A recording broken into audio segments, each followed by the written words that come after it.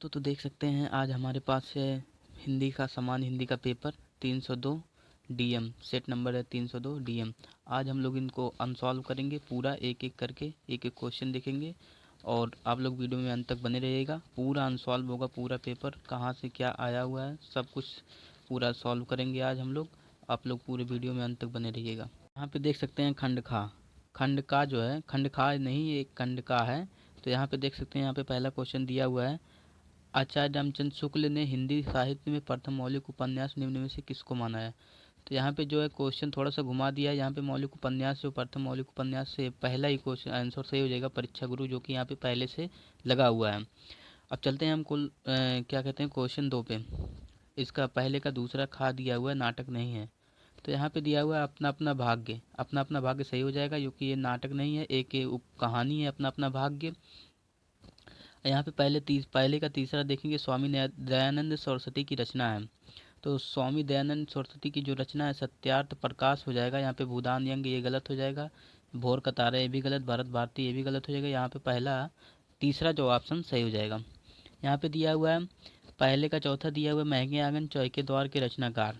तो महके आंगन चौके द्वार के रचनाकार, जो कि इसका पहला ही ऑप्शन सही हो जाएगा, कन्हैयालाल मिश्र प्रभाकर।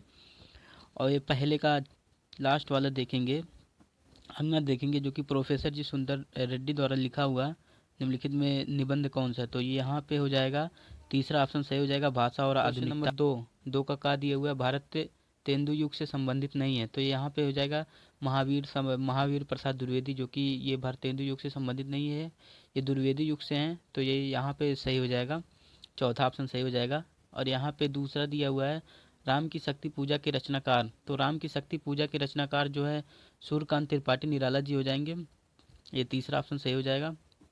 उसके बाद यहाँ पे चलेंगे तीसरे क्वेश्चन पे, धर्म की प्रति अनास्था तथा शोषक वर्ग के प्रति घृणा किस वाद की प्रमुख विशेषता है। तो यहाँ पे हो जाएगा पहला ऑप्शन सही हो जाएगा, प्रगतिवाद की विशेषता है। यहाँ पे चौथा क्वेश्चन दिया हुआ चिदम्बरा के रचनाकार हैं। तो चिदम्बरा के रचनाकार है जो कि सुमित्रानंद पंत जी हो जाएंगे, यहाँ पे तीसरा ऑप्शन सही हो जाएगा। यहाँ पे जो है अंगा वाला दिया हुआ है, अभिनव मनुष्य काव्यांश के रचनाकार। तो ना ये सब गलत हो जाएगा। तो यहाँ पे दूसरा दूसरा ऑप्शन सही सही हो जाएगा, जो कि यहाँ पे पहले से हमने लगा लिया है इसको, ताकि वीडियो बनाने में आसानी हो, रामधारी सिंह दिनकर। अब लोग गद्यांश पे चलते हैं। हम लोग क्वेश्चन गद्यांश दिया हुआ है, गद्यांश के आधार पर प्रश्नों के उत्तर दीजिए। इसको पढ़ के आप लोग को इसका उत्तर देना है। तो पहला क्वेश्चन दिया हुआ है, उपयुक्त गद्यांश पाठ एवं लेखक के नाम। तो पाठ का नाम इसे निंदा रस हो जाएगा पाठ का नाम, लेखक का नाम हरिशंकर परसाई दिया हुआ है अथवा करके, इसको भी आप लोग कर सकते हैं। यहाँ पे चलते हैं क्वेश्चन नंबर चौथे पे। चौथा दिया हुआ है, दिए गए पद्यांश पर आधारित निम्नलिखित प्रश्नों के उत्तर दीजिए। तो यहाँ पे मुझे फूल मत मारो, ये जो कि है महादेवी वर्मा का है, वहाँ से लिया हुआ है। और इसको अगर ना आ रहा है आप लोग को तो यहाँ पे अथवा करके दिया हुआ है, दूसरे पेज में जाना पड़ेगा। यहाँ पे दिया हुआ है, बीती विभावरी जागरी अंबर पनघट में डुबो रही। ये जो है जयशंकर प्रसाद का लिया हुआ है, गीत से भी लिया हुआ है, जो कि जयशंकर प्रसाद का है। इसको पढ़ के आप लोग इसका आंसर दे सकते हैं पूरा। क्वेश्चन नंबर आगे बढ़ते हैं पाँचवें पे। तो पाँचवा दिया हुआ है, साहित्यिक परिचय लिखना है आप लोग को। तो जैसा कि यहाँ पे साहित्यिक परिचय दिया हुआ आप लोग लिख सकते हैं एपीजे अब्दुल कलाम का, जो कि अब की बार साहित्यिक परिचय जो है कुछ अलग आ गया है गद्य का ये। तो यहाँ पे जो इम्पोर्टेंट आप लोग को बता दें हम, इम्पोर्टेंट था यहाँ पे प्रोफेसर जी सुंदर रेड्डी और हजारी प्रसाद द्विवेदी, जो कि इन लोगों का नहीं दिया हुआ है, अब की बार हट गया है, पता नहीं क्यों नहीं आया, हो सकता है। लेकिन आप लोग ये भी आसान था, ये कर सकते थे, ये डॉक्टर एपीजे अब्दुल कलाम। यहाँ पे पाँचवें का दूसरा दिया हुआ है, यहाँ पे जयशंकर प्रसाद का साहित्यिक परिचय था, ये भी कर सकते हैं। क्वेश्चन नंबर 6 में पढ़ते हैं। क्वेश्चन नंबर 6 दिया हुआ है, लाटी बहादुर कहानी का उद्देश्य, ये भी लिख सकते हैं आप लोग। उसके बाद ध्रुवात्वा करके ध्रुवात्रा लिखा है, ध्रुव यात्रा का भी आप लिख सकते हैं। तो क्वेश्चन नंबर 7वें पे पहुंच जाते हैं, जो कि 7वां क्वेश्चन दिया स्वपठित खंड काव्य है। तो यहाँ पे आप लोग अपने ज़िले के अनुसार जो जिसके ज़िले में रहता है उसको कर सकते हैं। तो यहाँ पे आप पहुँच जाते हैं खंड खा, जो कि खंड खा दिया संस्कृत, यहाँ से संस्कृत स्टार्ट हो जाता है। तो यहाँ पे क्वेश्चन नंबर 8वें का पहला दिया संस्कृत मैत्रेय उच्चार, जो कि ये आत्मज्ञ एवं सर्वज्ञ नामक पाठ से लिया गया है, ये संस्कृत भाषा इससे लिया गया है। आप दोनों में से किसी को भी कर सकते हैं, इसका संदर्भ और व्याख्या करना, जो कि 7 नंबर का है। चलिए इसके साथ हम लोग आगे बढ़ते हैं।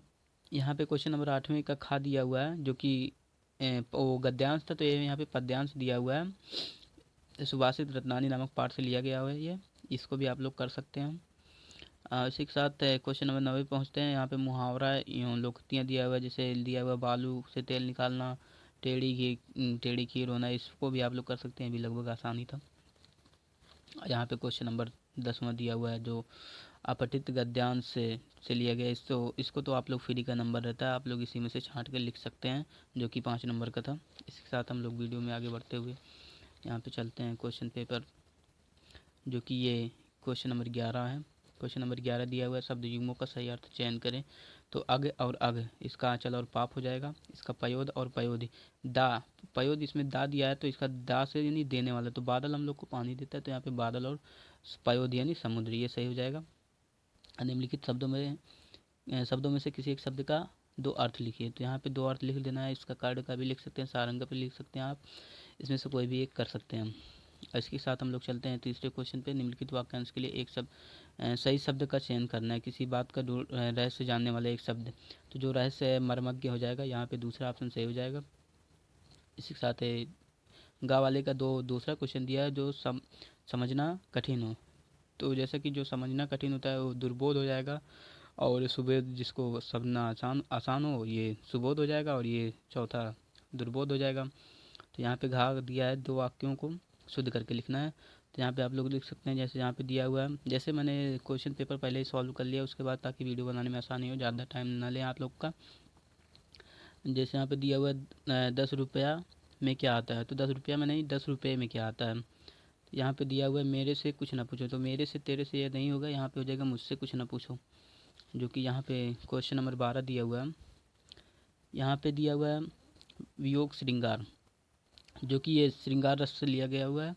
तो यहाँ पे हो जाएगा वियोग श्रृंगार, इसका भी देख सकते हैं आप, कड़ू रस दे सकते हैं, इसका उदाहरण और परिभाषा दे सकते हैं। श्लेष अलंकार अथवा संदेह अलंकार का ये भी परिभाषा उदाहरण। यहाँ पे दोहा और कुंडलिया दिया हुआ, तो आप लोग दोहा कर सकते हैं, जिसमें प्रथम और द्वितीय में 13-13 मात्राएं, और तृतीय और दूसरे और चौथे में 11-11 मात्राएं आती हैं, इसको भी आप लोग कर सकते हैं। इसी के साथ हम लोग चलते हैं क्वेश्चन नंबर 13 पे, जो कि क्वेश्चन नंबर 13 दिया है अपने परीक्षा के समय बिजली कटौती के, ये आप लोग को जिलाधिकारी को एक प्रार्थना पत्र लिखना था। ये इसका अथवा करके दिया हुआ है, भारतीय स्टेट बैंक के प्रबंधक को शिक्षा ग्रहण करने के लिए।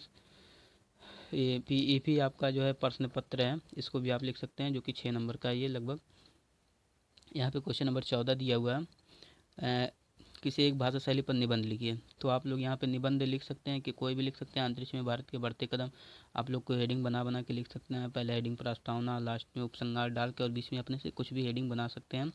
तो जो कि ऐसा ही सब पेपर सॉल्व करने के लिए हमारे चैनल को सब्सक्राइब करिए, जो कि हम एक एक पूरा पेपर, जितना भी पेपर होगा सबका अनसॉल्व लेके आएंगे और पूरा सॉल्व करवाएंगे। जो कि अगर पूरा आप लोग को देखना है तो हमारे चैनल को सब्सक्राइब करिएगा, वीडियो को लाइक करिएगा। धन्यवाद।